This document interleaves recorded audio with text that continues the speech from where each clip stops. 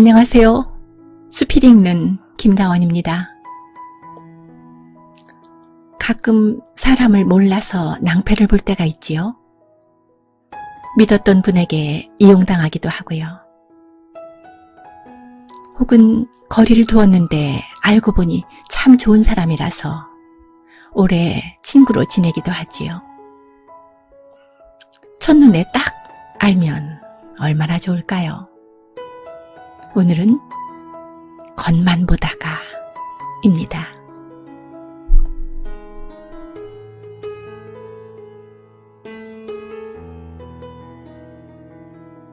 겉만 보다가 김다원.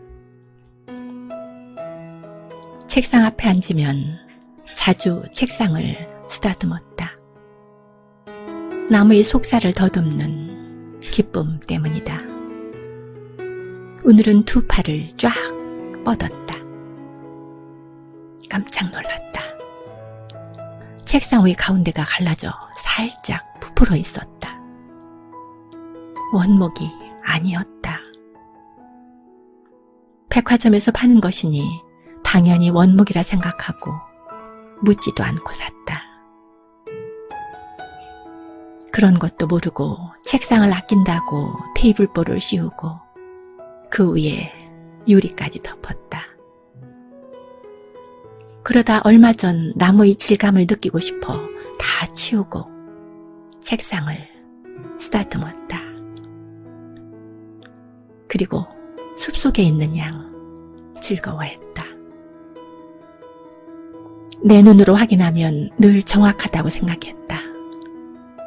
그리고 길지 않은 시간에 잘못 보았다고 후회하는 일이 다반사다. 사람일 때는 더 당황스럽다. 2년 전의 일이었다. 남편과 함께 성당 카페에서 봉사한 지 며칠 되지 않는 때였다. 내 당번 날이었다.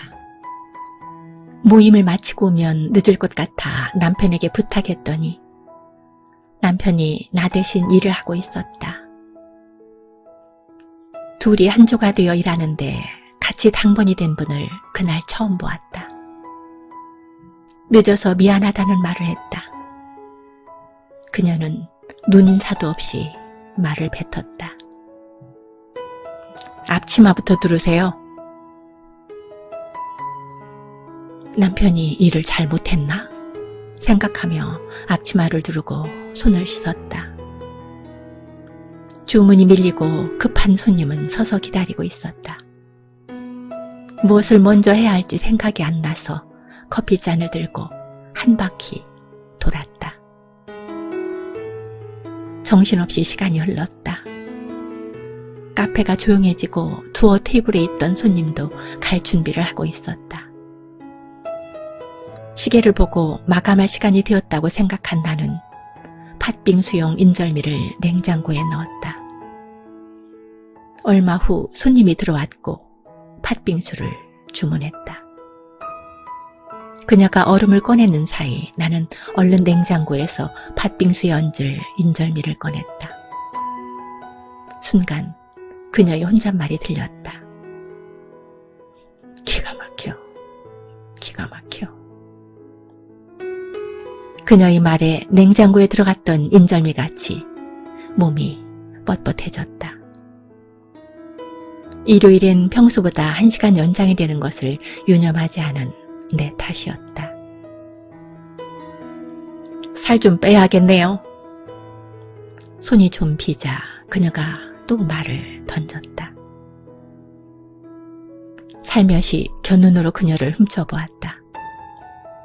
찬바람에 신산스럽게 흔들리는 빈 나뭇가지 같았다. 화장기 없는 얼굴엔 얼음판에 내쳐진 초승달 같은 눈이 있었다. 그 눈이 또 나를 향할 것 같아 얼른 물을 틀고 그릇을 씻었다. 그날 밤 여러 가지 생각이 들었다. 생각과 경험이 비슷하면 빨리 가까워지는가? 아니면 나와 다른 성격에 끌리는가? 약한 부분이 많이 보이면 붙잡아볼까? 아니면 도와주고 싶어 가까이 갈까? 그녀와 나 사이의 거리를 가늠해 보았다. 아직은 5걸음쯤 떨어져 있다고 생각했다.